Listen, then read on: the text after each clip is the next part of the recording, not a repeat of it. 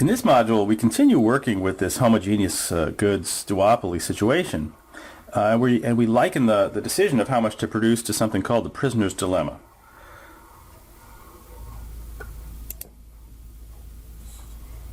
So just to refresh, we're starting out with this scenario where the market demand curve as P equals 100 minus Q. Now, one option we derived, the Cournot-Nash solution to this problem, a couple of, for the simultaneous move problem, was that each firm produced 33.3 and the price was 33.3. That arose from the intersection of each firm's quantity reaction curve. A second option that we talked about in another module was collusion. Collusion here really is taking the monopoly solution and then essentially dividing the output by 2, so each of the two firms contributes half of the monopoly solution's output. And in that scenario, each firm produced 25 for a total output of 50, whereas again in the Cournot-Nash solution, each firm produced 33 and a third for a total output of 66 and 2/3.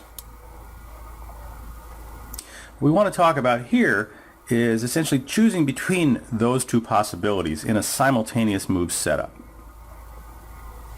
So here it is in words, simultaneously choosing between Cournot and collusion, and again there are these two kind of focal choices for each firm to make, QI, where I is 1 or 2, firm 1 or 2. QI could be 25, which is the collusive answer, or QI could be 33 and a third, which is the Cournot answer. And we've already thought about situations where they both choose the same thing. That is, if both or each of the firm chooses 25, we have the collusive answer for the market as a whole. If QI is 33 and a third for both firms, we have the Cournot answer. But what if we're kind of off diagonal? What if I choose a quantity of 25 while you choose a quantity of 33? Now, before jumping into numbers, let's just sort of talk about what this means. Choosing a low quantity, 25, is a form of kind of working against the customer in conjunction with the other firm. And so if I'm kind of being a good guy to my competitor if I produce little output, because the less I produce, the less I depress prices. Whereas the more I produce, in some sense, the more I'm being greedy because I'm taking more output, but I'm not taking account of the fact that I'm reducing the price and harming my competitor. So in that sense, if I choose 25 and you choose 33, then I'm kind of being a sucker and you're kind of being a jerk. I mean, from the standpoint of the rivalry between these two competitors. Anyways, what is it that actually happens? Well, we always have to go to the demand curve and plug in the quantities folks choose to produce to figure out what the price is. So first of all, total output is then the sum of 25 and 33 and a third, or 58 and a third. And therefore, the price is 100 minus total quantity, 100 minus 58 and a third, or 41 and 2/3. Now, how about my profits and your profits? Remember, I was the guy who's kind of, in some sense, honoring our sinister agreement in producing just 25, whereas you're being this kind of this jerk or weasel and producing more. My profits turn out to be 25 times the price. So 25 is my output. 41.67 is the price we both face. And the revenue, which is also profits here because there are no costs in this setup, is 1,042. Whereas your profits, well, you've produced 33 and we both, of course, face the same price. Your profits are 1,389. So you got quite some benefit out of being this kind of jerky guy choosing the Cournot answer when I was choosing the collusive answer. Well, we can actually put this all together, all the possible payoffs for the 4 possible outcomes, into a little matrix to help us think about the decision making about which outcome would be likely to happen. So what this matrix shows, each element has an ordered pair, and the first element is what firm 1 gets, it's its profit, so that's firm 1 payoff, comma, firm 2 payoff. So for example, if both firms, or if each firm produces 33, then we're at the Cournot-Nash answer, and each firm gets 1,111 as profit. If each firm produces 25, so if we're here and here, then we're in this box, then each firm gets 1,250, and that's again equal division of that monopoly profits. Whereas if firm 1, and firm 1 is over here and firm 2 is up here, if firm 1 chooses collude, that is a quantity of 25, Well, firm 2 chooses the Cournot, or quantity of 33, then we're down here. Firm 1 gets 1042, firm 2 gets 1389. And finally, there's the kind of symmetric alternative. Firm 1 chooses a quantity of 33, while firm 2 chooses a quantity of 25, and we end up here. Now, looking at these payoffs and the structure of the payoffs here, we can ask a couple of questions. One is, what is actually going to happen? And how does that contrast, if it does contrast, with what firms would like? In order to think about this is a natural time to segue to game theory and to talk about the prisoner's dilemma. So let's do that, and then we'll come back to this quantity game. So the prisoner's dilemma is this classic story from game theory, this scenario from game theory. You and your accomplice have been arrested. And if you both stay quiet, that is, if you don't confess or sort of rat out your buddy, you both stay quiet, you'll both get low punishment. If you both confess, then you both get moderate punishment. Okay, that's worse than low punishment. If you confess and your accomplice does not, you get a really small, it's called a tiny punishment, but your accomplice gets a big punishment. So in other words, if you rat out your buddy, you get a reward in the form of a very small punishment, which is the best thing that can happen here, whereas your accomplice gets nailed because you've given evidence that's useful for sending him, and let's go ahead and say him, to jail. Now here is the prisoner's dilemma set up with these payoffs in a matrix. And again, each of these ordered pairs contains the payoff to 1 and the payoff to 2 in that order. And so what we have is the possible decisions that prisoner 1 could make, confess or not confess, and the possible choices that prisoner 2 could make, confess or not confess. Now suppose they both confess.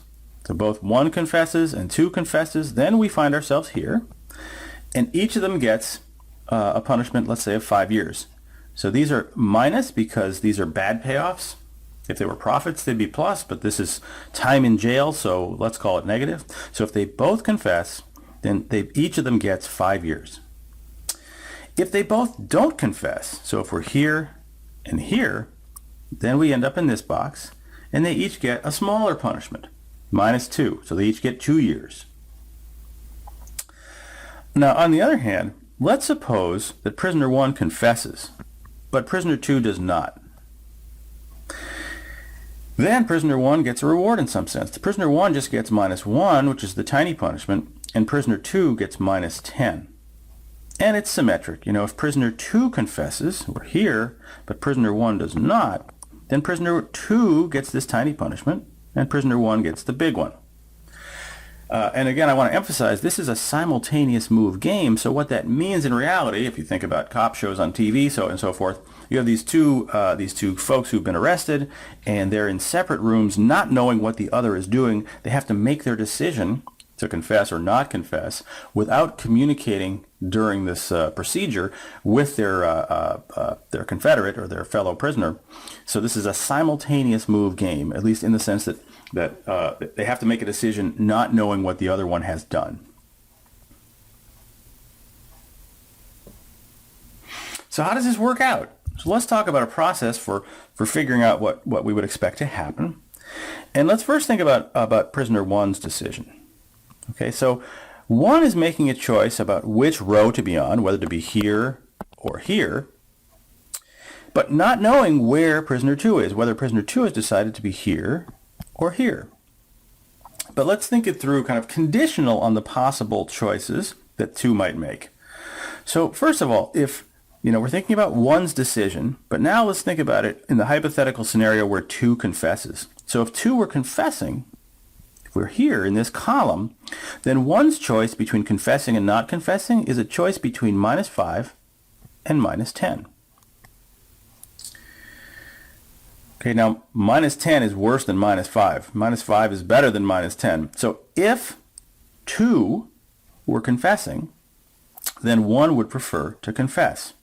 That's what we're saying here. So if 2 confesses, 1 is choosing between minus 5 and minus 10, and minus 5 is better. So if 2 were confessing, 1 would prefer to confess. What about the other scenario? Again, we, prisoner 1, don't know what prisoner 2 is doing, so we've got to think about it from the perspective of both possibilities. If 2's not confessing, so if we're in this column over here, then prisoner 1 is choosing between -1 and -2. So if 2 doesn't confess, 1's choosing between -1 and -2. -1 is better than -2. And so that means if 2 were not confessing, then 1 would prefer to confess. Now what's interesting about this setup here is that either way, regardless of which choice prisoner 2 is making, prisoner 1 would prefer to confess.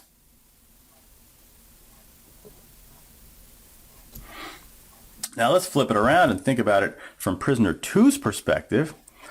Well, it's going to be symmetric, but let's talk it through anyways. So prisoner 2 has got to think about what to do, not knowing what prisoner 1 is doing. So prisoner 2 has to think about it both from the perspective of the possibility that 1 confesses and that 1 doesn't. So if 1 does confess, then 2 is choosing between -5 and -10. -5 is of course better. So confess is better if 1 confesses. Let's say that one more time. Confess is better for 2 if prisoner 1 confesses. If prisoner 1 doesn't confess, then 2 is now choosing between -1 for confessing and -2 for not confessing. So if prisoner 1 doesn't confess, then prisoner 2 also prefers to confess. So either way, confess is better for prisoner 2. Now, the last slide said the irony, and the irony here is that even though they would both be better off if they did not confess, these guys are going to end up at the confess-confess equilibrium. It's the bad equilibrium from the standpoint of these two prisoners. They'd both be better off at not confess.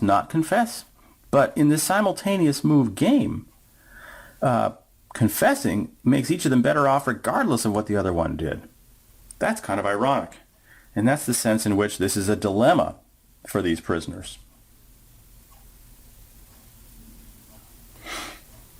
All right. Well, let's come back to quantity competition, and let's think about it through the lens of the prisoner's dilemma. So, let's think about what firm 1 wants to do, and firm 1 has to make a decision based on what it thinks firm 2 might do. So, if firm 2 were to choose a quantity of 33, then 1 would be choosing between 1111 and 1042. If 2 were to choose 33, the Cournot solution, then 1 would also prefer the Cournot solution because 1111 is bigger than 1042. If 2 were to choose a Q of 25, the collusive solution, then 1 would be choosing between 1389 and 1250. And of course 1389 is bigger, so 1 would prefer Cournot if 2 chose collude. So we would expect, therefore, that firm 1 chooses the Cournot solution, 33 1/3.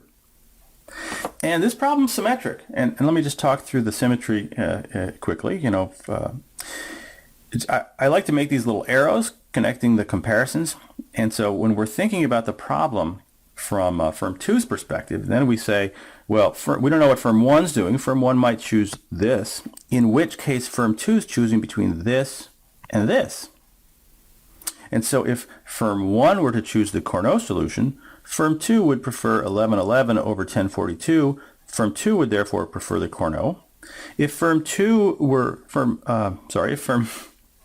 1 chose the collusive solution, then firm 2 would be choosing between 1389 and 1250 and would prefer 1389. So if firm 1 chooses Q1 equals 25, firm 2 would prefer Q2 equals 33. So to summarize, 1 chooses the Cournot solution, and so does 2. So we end up in this box here. Now, is this a prisoner's dilemma? Well, it sure is. If you look at the structure of payoffs, it's the same as the kind of the ordering of the possible payoffs is the same here as it was in the prisoner's dilemma. But the other sense in which this is a dilemma is clearly they'd both be better off if they could be down here. Their collective and individual profits would be bigger. But we see that because in these prisoner's dilemma simultaneous move incentives, we would expect them to end up in the Cournot box as opposed to the collude box. And so indeed, this is a a dilemma for them, just like it was for the prisoners.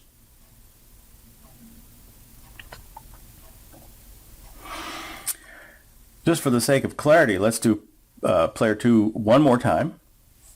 And so we're going to think about the decision problem for player 2 here. And again, what player 2 is doing is deciding whether to choose this column or this column, not knowing which row prisoner 1 has chosen to be on. So for example, if prisoner 1 had chosen to be on this row, then prisoner 2 would be choosing between this and this. Would of course prefer this one, which I'll underline. So if 1 chose Cournot, 2 would prefer Cournot.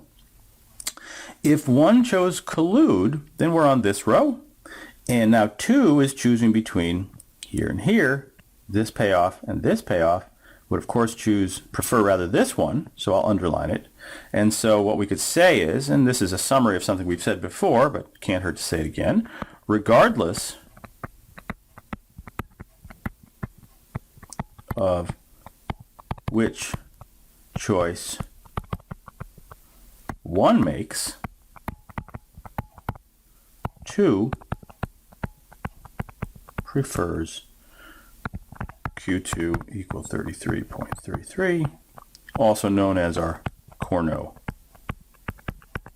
solution.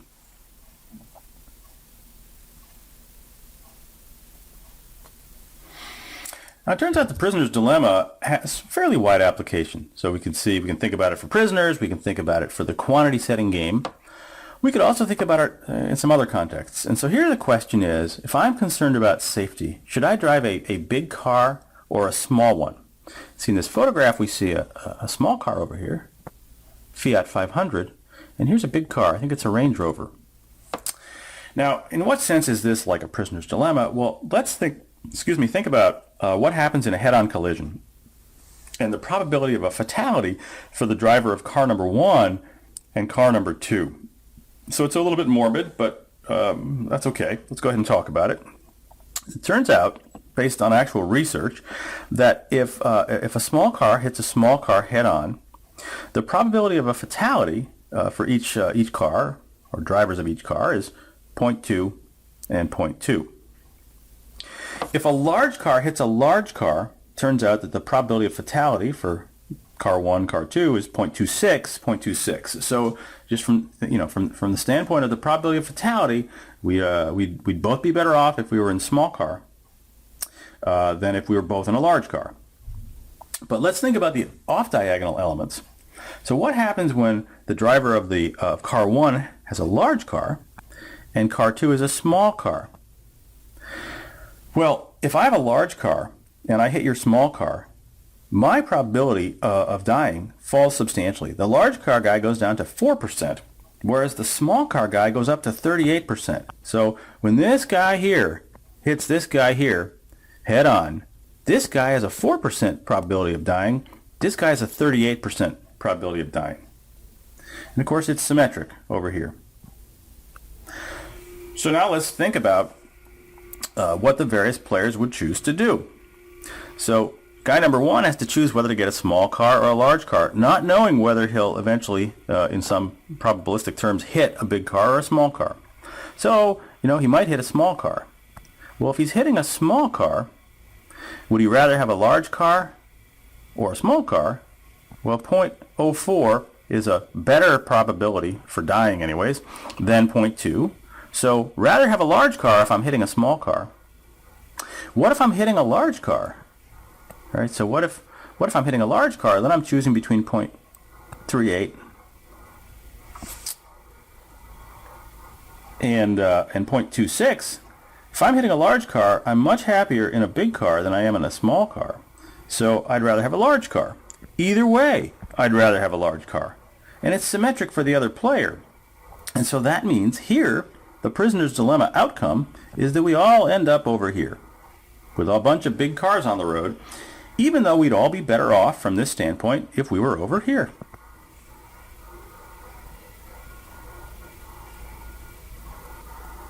So what are the takeaways?